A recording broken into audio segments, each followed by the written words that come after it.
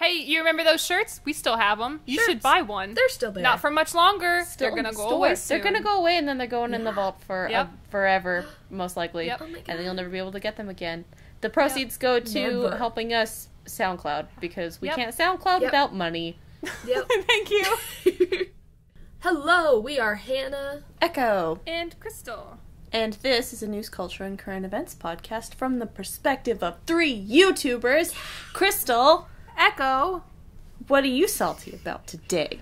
I am salty about, how to summarize. I suppose how YouTubers be treated different from other celebrity type people. Mm-hmm. How That's an internet interesting famous people. And the business side of that dynamic. So Yeah. we're gonna, Yeah, we definitely don't get treated the same as other celebrities or like, and I don't feel like a celebrity. I don't want it to sound like that. But there definitely are celebrities on YouTube. Mm-hmm. Yeah. And there are YouTube celebrities. I guess those are different things. Oh, yeah. And at first, like, there was a huge gap between a YouTube celebrity and a celebrity, but we're at the point now where this is why I came up, like, why I want to talk about this today, was, a week ago or so, James Charles, the makeup artist, very fantastic makeup artist, tweeted that they read an article about YouTuber net worths and how low the estimates were as compared to celebrity net worths, particularly in reference to how much people get paid on Instagram per sponsored post. And essentially, they pointed out that there's, like, Kim Kardashian, right, has X amount of followers, and then somebody like, I don't know, Liza Koshy also has X amount of followers and has better engagement. And so they'll get paid exponentially less just because she's not Kim Kardashian. And it's they pretty much went through and we're talking about how it's frustrating. It is frustrating, yeah, for sure. A lot of YouTubers' engagement is highly undervalued, and we're hugely underpaid because of that. Like, the ratings, the CPM that television gets versus what YouTubers get is just out of this world unfair. Oh yeah. It's unbelievable, really. When you actually see the numbers of, like, what sustains an entire television network versus what sustains one YouTuber. Yeah. Speaking of, like, I found this out a year or two ago, like, a television network, like a local television show, typically thrives off of, like, 200,000 views per episode while it's on. Right? And there are YouTubers who... I hear that, and I'm like, are you kidding? And that's considered a successful show that advertisers just throw money at.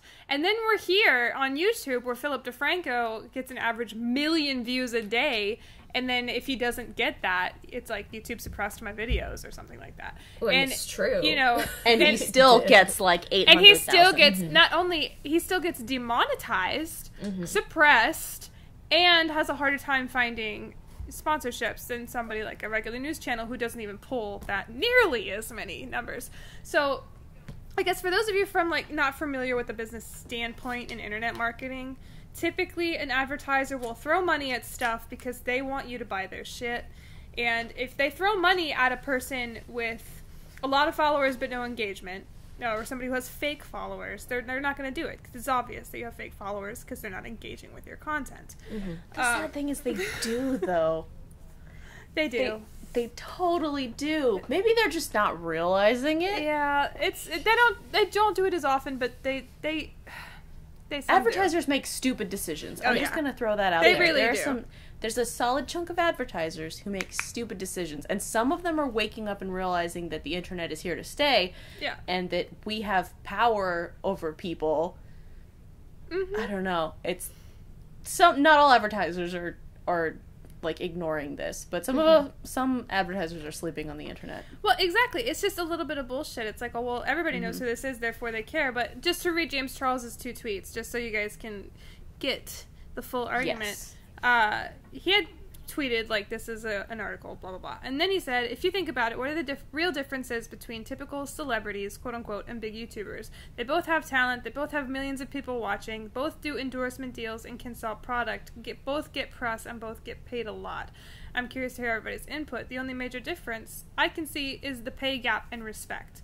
YouTubers bring the same assets to the table, if not more, because in most cases we're more easily accessible to our followers, and yet we're paid a fraction by advertisers and still not taken seriously by brands or media.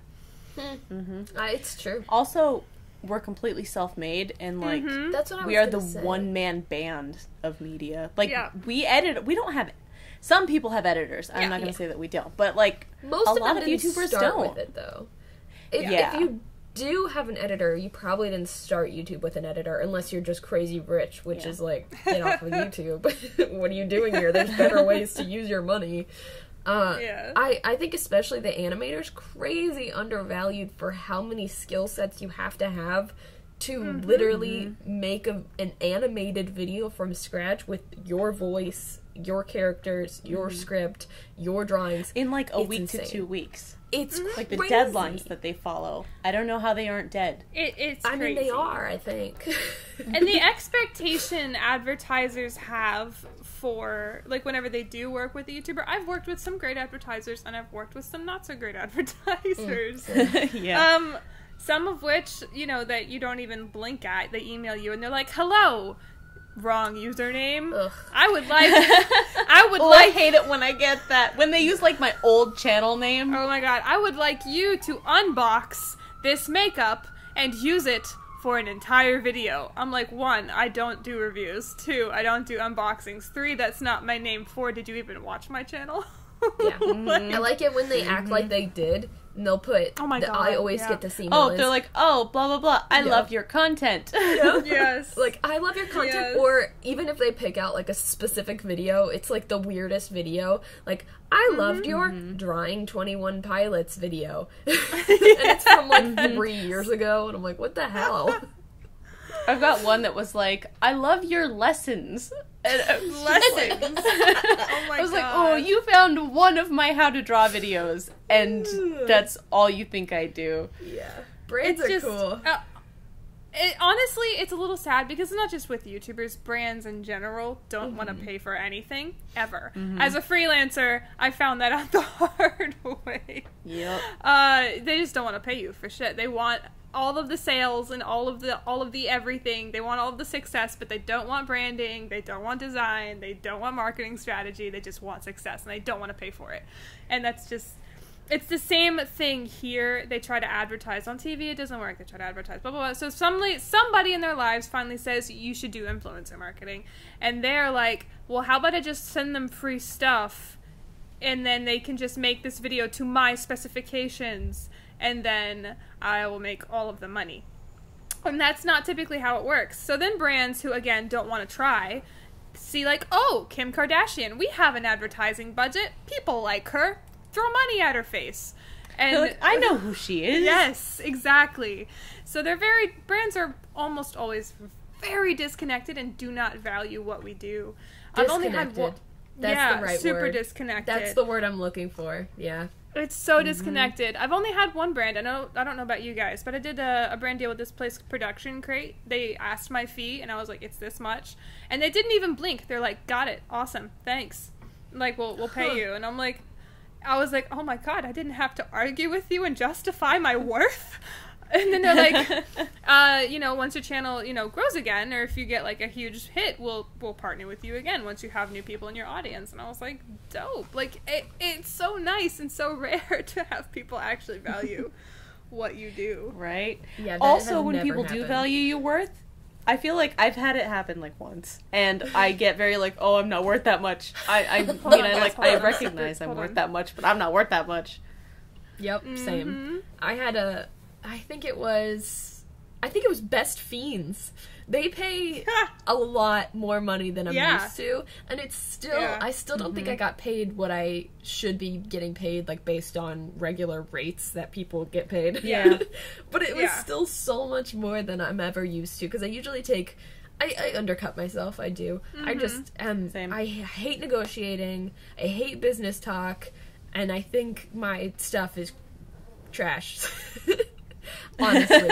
Although I like my own content, I can't help but think my whole channel is just trash, but I understand exactly what you're saying, Hannah.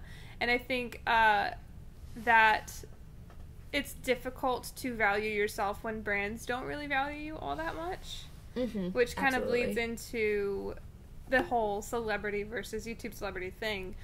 YouTube celebrities are as equally celebrity status as celebrities are, honestly.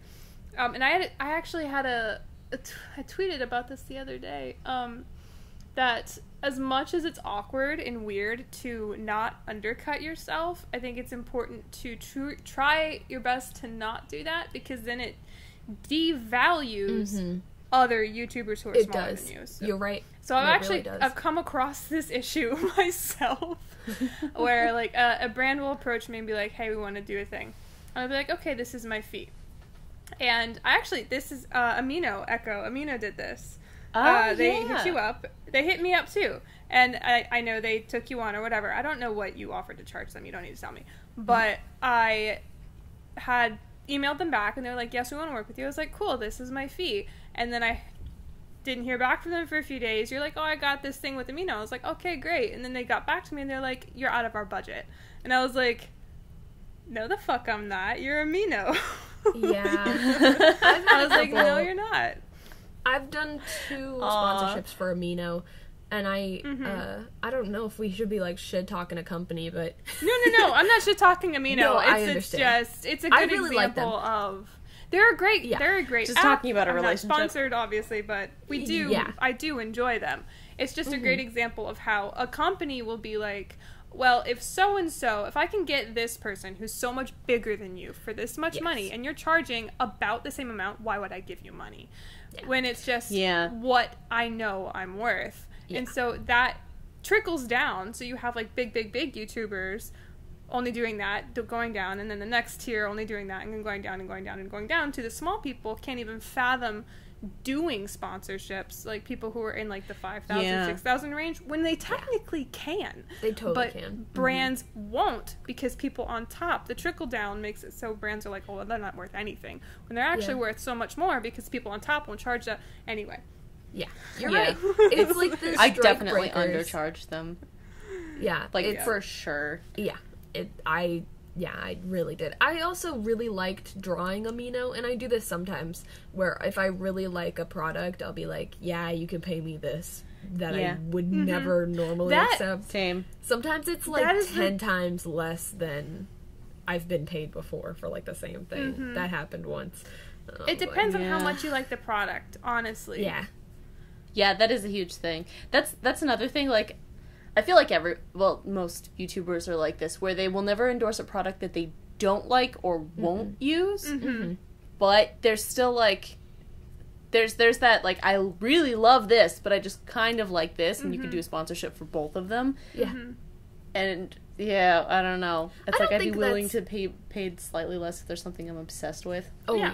Yeah, that's how I felt. It's a spectrum. I think that's what I'm saying, is that it's just a spectrum of, like, this is what I really love to this is what I'm okay with. And to a point, I'm okay with accepting product or less payment if I really, really like a thing. So, no names. For example, there was a brand that sent me a lot of stuff, and it was really high quality, and I was like, you know what, sure. But they were only willing to pay half my fee, right? And I was like, okay, you sent me a lot of stuff. I know this was expensive for you, and sure, fine, right? So I do it for half the fee. I technically make an entire video for them, a video that I wasn't originally planning on making, just so it would fit in with their brand, because I really like their product and it was going to be a good video anyway. So they essentially got a dedicated video out of me for half of a shout out price, which is like a seventh of what a dedicated video would be. And then they ghosted me. They approved the video, paid me, never said thank you, never said anything, just ghosted me. And I'm assuming it's because they didn't get a majillion sales like they were expecting. And I'm like, listen, buddy, I did you a favor. I mean, it's brands, they're so disconnected and they don't appreciate it. They really are. It's super frustrating. And, like, half of sponsorships, I feel like, is just getting the name out there. Like, that's what I kind of feel like commercials are, is you're getting your name out there.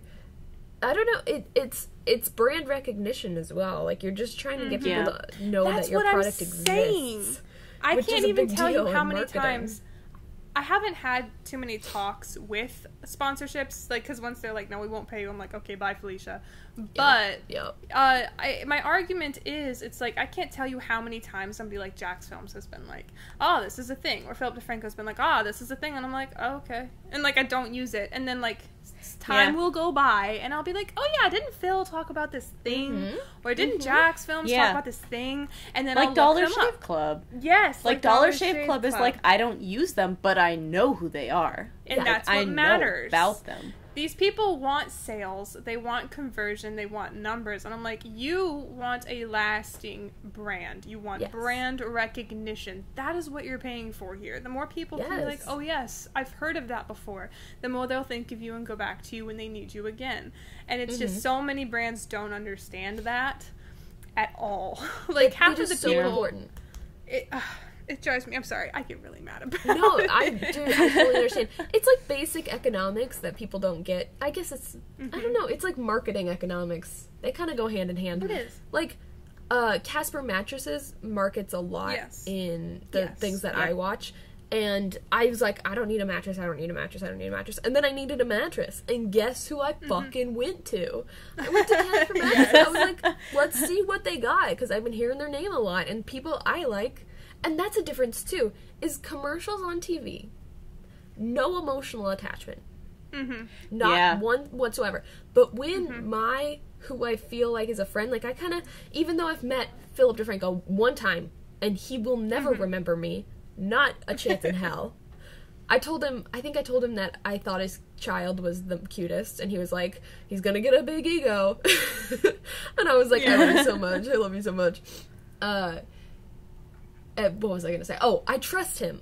And, like, anytime he recommends something, I'm like, I know that that's gonna be at least an alright product. Like, they're not gonna fuck me. They're not gonna screw me over. So, it's something I trust. It's not like a TV commercial. It's worth so much more than that. And, I don't know. They don't seem to understand that. They don't. So, like, I have the cheaper version of Hulu. This is the only exposure to, like, any kind of commercial, like, TV commercials that I get is Hulu, because we have Hulu with ads. And if we're not using ad blocker, which I will admit we use ad blocker for Hulu because it's just so freaking irritating. Ads on TV are the worst. They're so irritating. My sister and I will be watching a show. 3 ads will come on, but like in the middle of the show, we will sit there and mock every single one and talk about how much we hate this product now because they interrupted our show that we were trying to watch and we hate them now.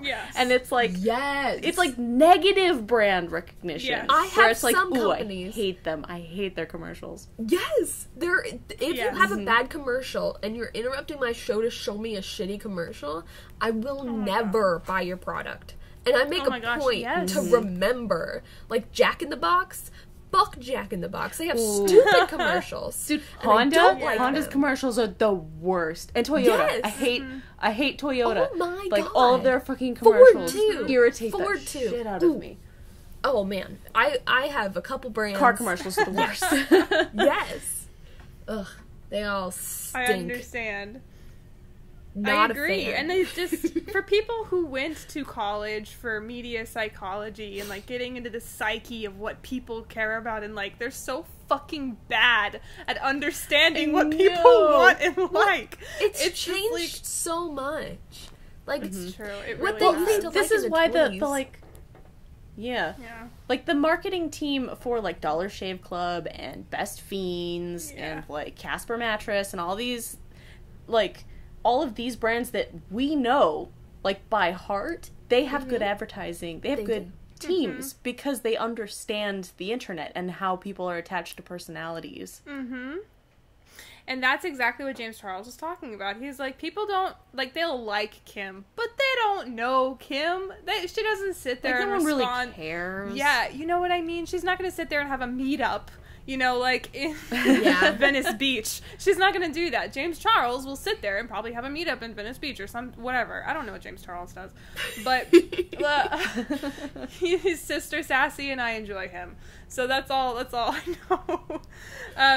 But in general, it's these brands like the lollipop fucking lose weight lollipop bullshit that Kim Kardashian, like, I don't remember the name of it. Do you? No, because their marketing sucks because they just paid a fuck ton of money to a celebrity and that's that. And it's just when somebody else has so much more engagement and so much more just I'm sorry. There needs to be a new class in marketing where they talk about marketing in social media. Like, it just needs to happen. I don't know if this, I don't know, it's changing so fast. Like, this type of social media it needs its own class. Last, but like, it really needs, like, social media marketing. Internet marketing needs its own class. And it needs professors who are gonna fucking pay attention and keep up with, like, how much it's changing, because it changes so much all the time. And, I mean, it's interesting stuff, but, jeez. It is. And speaking of, sorry, I keep going off on tangents. I had, like, a whole bunch of random stuff I wanted to remember. Speaking of people not respecting YouTubers and really understanding the complexities of what they do, particularly brands, did you guys watch Shane Dawson's Jeffree Star documentary? I haven't. No. I need to. It's on my to-do list. It keeps getting recommended to me. I want to see it. Good. It's so... I don't even... Okay, listen. Jeffree Star to me... Before I watched it, I've seen thumbnails on YouTube of them being like, I don't like Jeffree Star. I'm like, who? And then I go into Sephora. And there's like Jeffree Star makeup. I'm like, I guess they do makeup? I don't know. See, and then like all I've heard is like Jeffree Star's makeup and the weird racism controversy thing. That's all I knew. That's all I knew of Jeffree Star. I knew he had a pretty decent makeup line. I've watched a couple of his videos just because he's a fascinating, gorgeous looking human. Dude. But that's all I knew about him. Watch the documentary. It's like, it's so fucking fascinating. Okay, so I won't give you too many spoilers because I want you guys to go watch it. But like, okay, so Shane's driving to Jeffree Star's house in the beginning, and he's just like, okay, this is what I know about Jeffree Star, blah, blah, blah, blah, blah. He's like, but we're driving to the neighborhood where Kim and Kanye live. He was like, this guy has money. And then there's like a whole bunch of clips of him having money. He's fucking rich. Like, he lives next to Justin Bieber. Rich. Like, and then the whole car ride up was him, like, he wears Gucci, he wears this, he wears that. And Shane was just like, I don't understand where it comes from. I am a successful YouTuber. I have no fucking idea how this man has so much money. Like, and that's what I want to find out. Amongst other things, I want to find out that. And through some things, they talk through the documentary, whatever. Turns out, Jeffree Star owns like 5 companies, like companies. He has a merchandising company that does little, like, people like West Coast Inc. or West Side Inc. or whatever. The Ink people. They do that. They do merchandising for them. They do Little Dicky's merchandising line. They do some big name merchandising. He started that merchandising line from scratch with $3,000 after he almost went bankrupt after losing his music career. And anyway, it's crazy. So then used that money to create this makeup empire. He didn't just be like, oh, I'm going to like outsource my makeup to blah, blah, blah. Like a lot of beauty gurus do. Because beauty gurus make makeup. They're not millionaires. So what the fuck Jeffree Star did was went to this makeup manufacturing company and was like, this is this thing that I want to make. This is this palette. I'm going to pitch it. He pitched it, fronted his own money with investors' money. It sold, I think, I could be wrong on the numbers, but it sold like 100,000 units. He made $5 million. Overnight. Whoa. Damn. His makeup is expensive. Makeup. His makeup is high quality and like super pigmented. That's exactly what he was saying. He was like, I don't make bad shit. He's like, I make luxury items. Not only is the makeup amazing, the branding, the packaging, it's stuff that you've never seen before. It's something that you're going to either want to use or want to keep as a collector's item because it's not going to come out again and you don't see stuff like that anymore.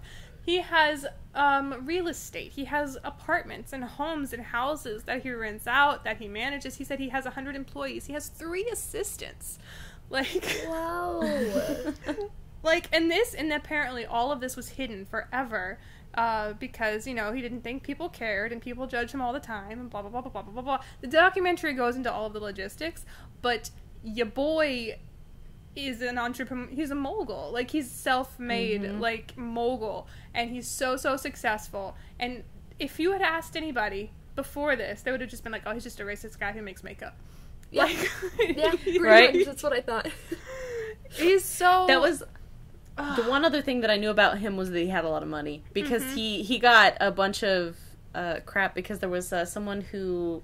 He made a video that was like, only buying Walmart clothes for a day or something. Yeah. And it just came off as, like, super, ooh, you're disconnected. Yeah. Well, that's kind of... Once you see Shane's video, you'll understand why it's like that. It's almost like a bit that, like, even his spoons are, like, $1 million... Like, it's a lot of money.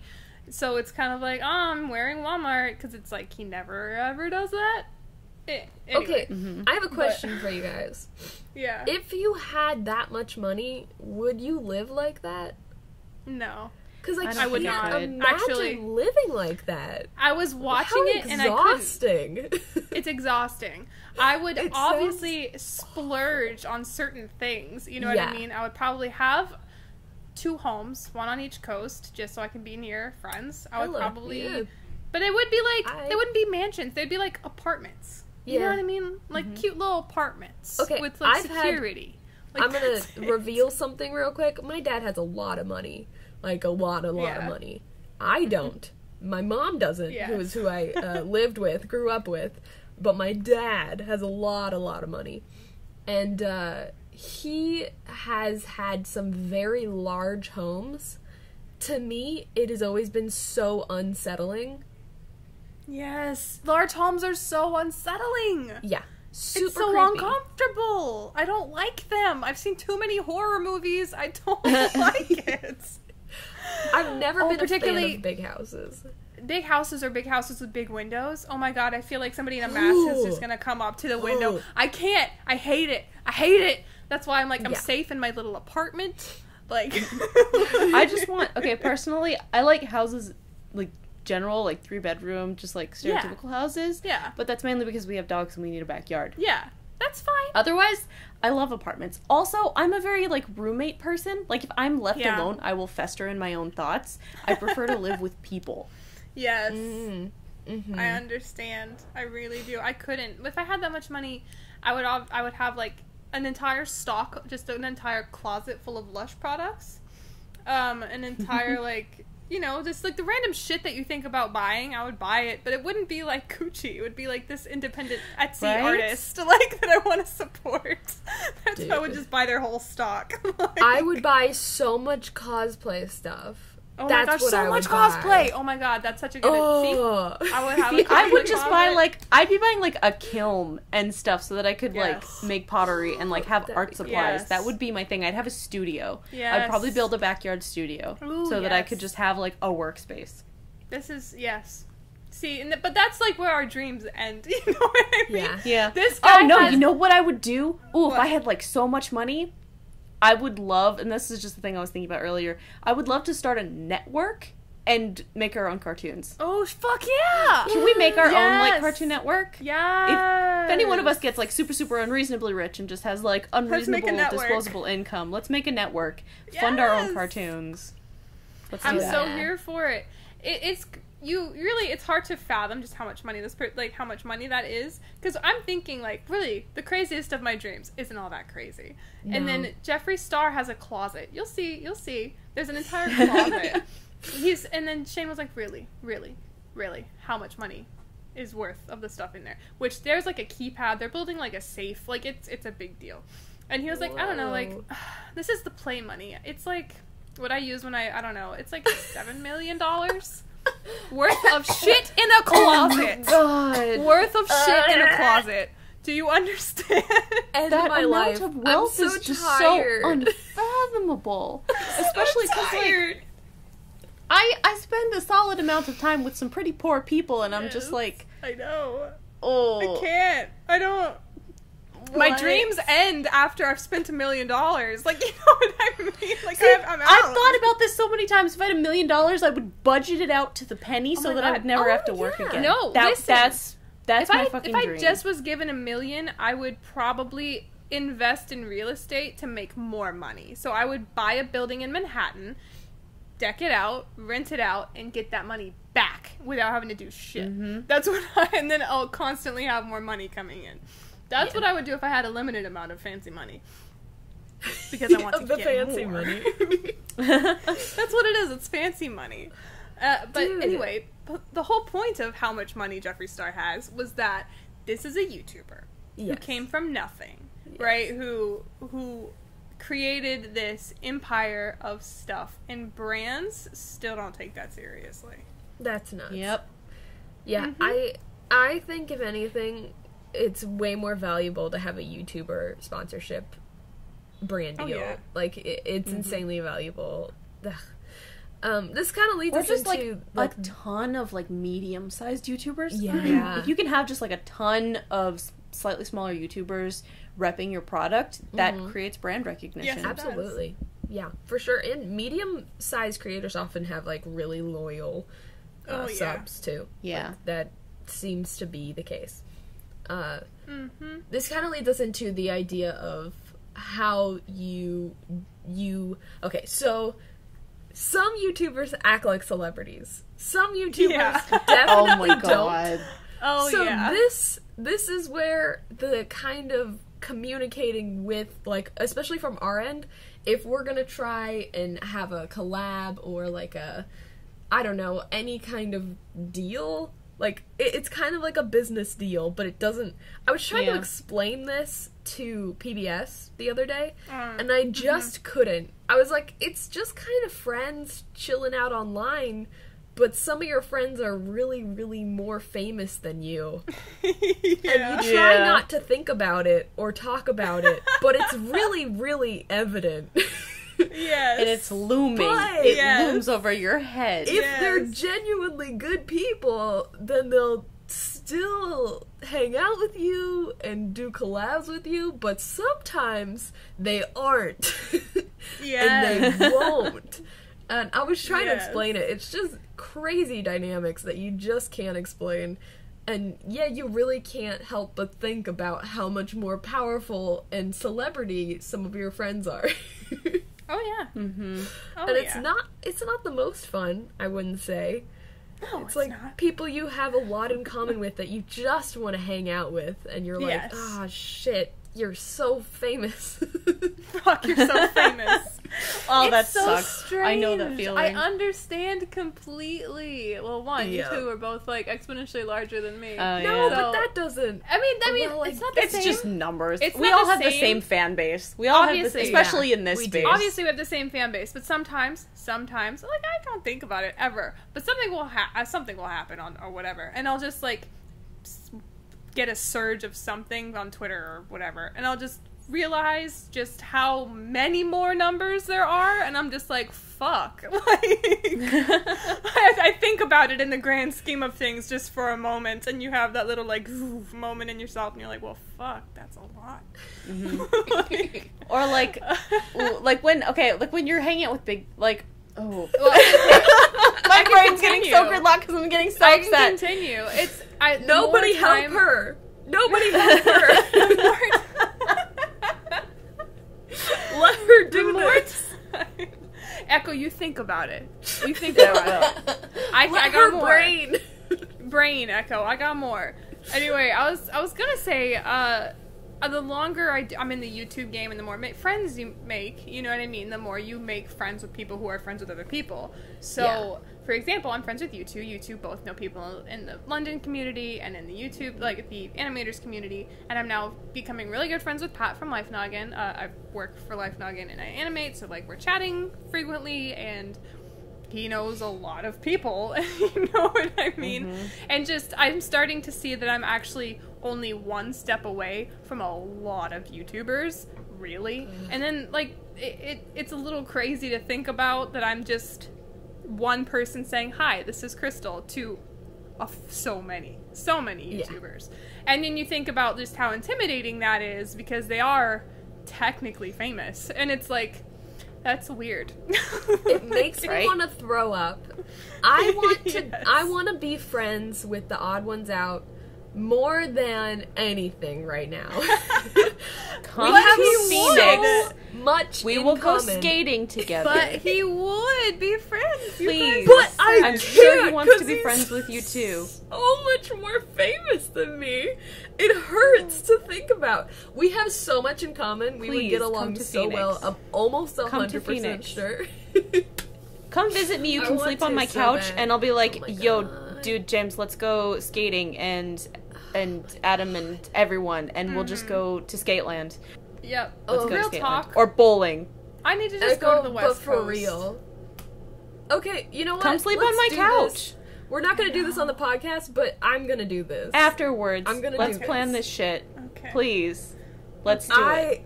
I'm telling you though, nobody tell James I said this. James texts you immediately after this Oh my God. episode airs, and he's like, Hannah, I've heard you want to be friends. Everybody, this is our secret. I'm just saying. You see people. Okay, let's not talk. Let's talk more general. I'm nervous now naming names. You see people on the internet. They talk about something you really enjoy, and then they talk about another thing you really enjoy, and then they keep going with things that you love, and you're like, oh my god, we would be such good friends if Yes. only you weren't exponentially more famous than me.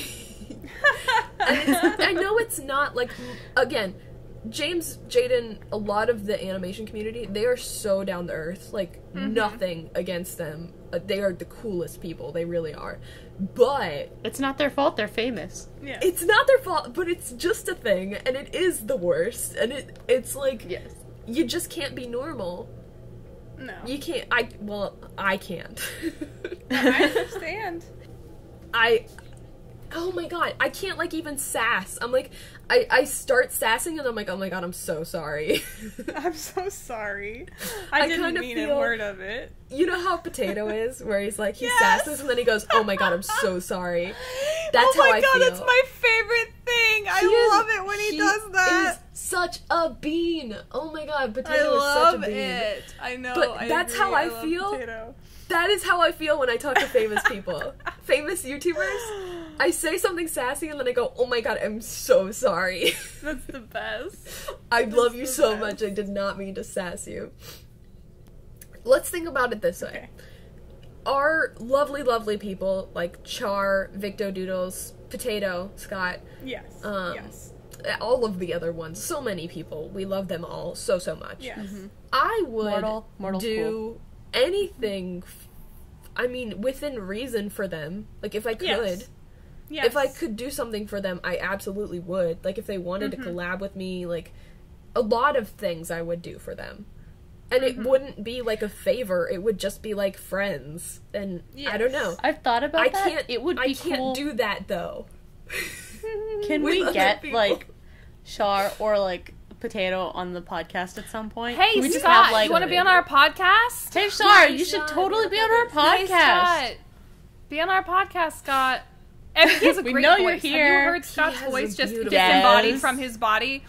my We get God. on Discord chat sometimes, and he has such a good voice. 10 out of 10 voice, Scott. Oh We're- my god, yeah. I mean, we all met him in person. Be Of on our course we've heard his podcast. voice. Yes. I met him in person, and I didn't realize how nice his voice was until we were in Discord. And I I was like, did. Your I voice is so remembered- nice. I kept repeating words after he would say them. And he didn't like that very much. But after he would say them, I'd be like, let me try that out in my mouth. That sounded really nice. Well, that just And goes to medium. show. That just goes to show, like, to Scott. What was it?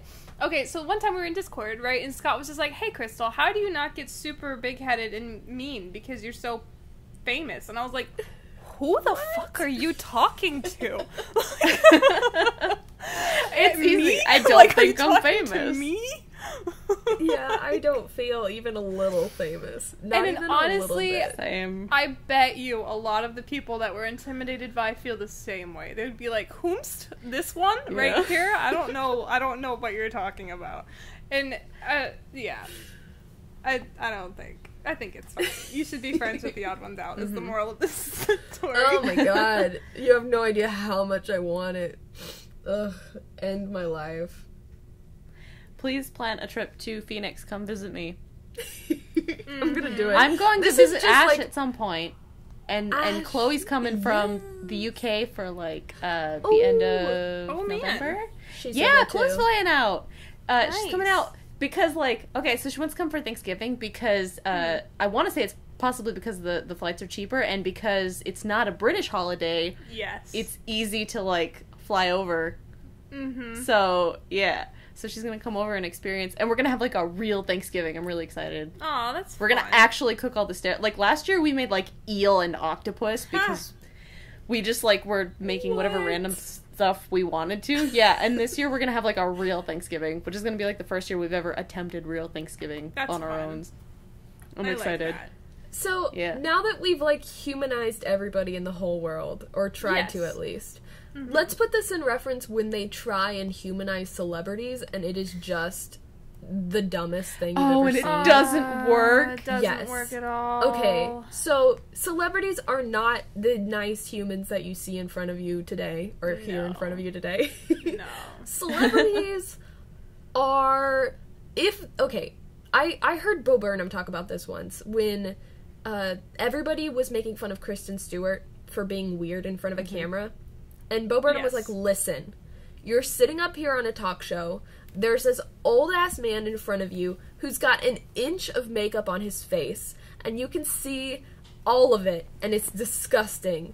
And there's like 150-degree lights on you, and all these blank faces staring at you. And you're gonna tell me that being weird in front of that is not okay? Anybody who can be normal with that is the weird one. And I was like, well, when you put it like that...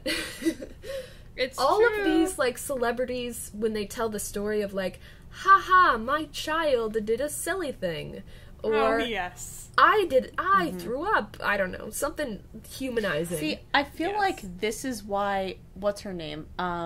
Jennifer Lawrence. Yes. J-Law. She pegged it. She understood how to humanize herself. She did. And the most human thing is kind of like failing and being human, like like eating tons of snacks and just being freaking human. Like she could draw that line, and so that's why to me, like Jennifer Lawrence, I didn't completely like her. Like I still am on the fence about her because to me, and this is like weird controversial opinion, I feel like she is like the dress in human form, where it's like I don't know if you're being real or if you're acting real. So accurate, right? That is manufactured.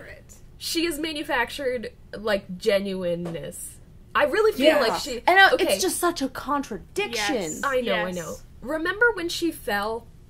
Like, on this... Yeah. I think... I can't prove it. But I feel like that was on purpose. Not on purpose, but, like, planned. Like, manufactured-y. And, I still love Jennifer Lawrence. I love her image, I think she's fun. I really do. And I've been told I look like her so much, I have to like her. Understandable. It's one of my top comments that I get all the time is, you look like... I think we all get those. But, I don't know. I can't remember what I was talking about. She's manufactured. Her falling. I'm almost 100% sure. It's celebrity versus YouTuber. It's this, like... Trying to humanize a celebrity is so, like, no. It's not. Like, no. Don't do it. No. They're not normal. Like, they just They're not. And the thing is, you can have those, like, new celebrities. What was it? In the old Titanic movie, they were talking about Leonardo DiCaprio. They're, like, new money. It's very much, like, new money. Like, Tom Holland is still new money. He's still a little new. He's so untainted. I love him. I want to pick him up and take him somewhere. I don't know where we're going, but we're going to go. Like, I'll give him hugs. Yes. He's such a little bean. So he's like the new money. You know, he's genuine and sweet because he's still just a guy who just so happened to get this really cool thing, and it's still super exciting and new, and what? Can you believe it? And then you have people like Robert Downey Jr., who we love. I love him. I think he's marvelous. Is he a real human in the like relatability factor? No. Like I cannot human Robert Downey Jr. I cannot human him. And now this is also a disclaimer, not to say that we don't think celebrities have emotions and problems. Not saying that at all here. It's just this relatability factor that sells is essentially what we're looking at. It's this, what brands think will sell. Humans. Just because Robert Downey Jr. says, hey, buy this. versus fucking Jax Films being like, hey, buy this. Like, I use Jax Films a lot because he's very good at being crappily excited but really excited about something. Yeah. But I would good at, trust Jack more than I would trust Robert Downey Jr. Exactly. I feel like Jax Films is good at being, like, sarcastically believable, if that makes any sense. Like, he's sarcastic about products to the point where brands will approve of him, but his audience will understand that he's, like, being jokey and doing the whole, like, this is a sponsorship. Like, it comes off very, like, just so you know, I'm being paid. Yeah, and I like how you can also tell when he actually likes something versus when he doesn't. He makes it so subtly clear that this is just for the money versus I actually like it, please buy it. It's so good and masterful to the point that I'm sure the brands have no idea. Yeah. I would think Jax they would have a is hard perfect. Time, When it comes to advertising, he is like the master. He's the master of spawns. I would recommend checking out Game Grumps as well. Their ads, I love their advertisements. They're good. I love their advertisements. I went through and watched all of their ads just because they're fun. And I don't think brands get this either, because a lot of brands won't work with them because of how sarcastic and silly they are. But if you make the video fun, people will watch that more than if it's boring and, like, just telling how useful your product is. Nobody wants to watch that. Nobody's interested in how useful your product is. They want some sarcasm, funny shit. This is what I'm trying to get PBS to understand, too. They want entertainment. Yes. You come to YouTube for entertainment.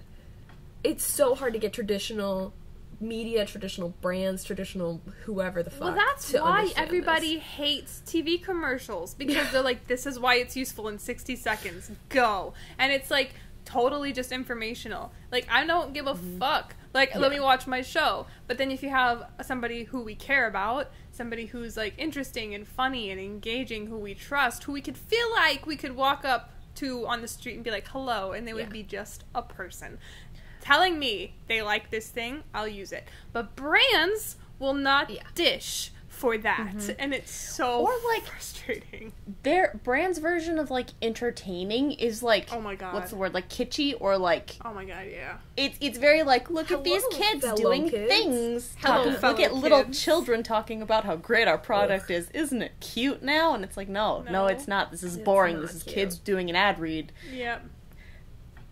Yeah. Ooh, commercials are horribly written. They're terrible. I think it helps a lot when the person has an established personality. Yes. And they get to write their own script.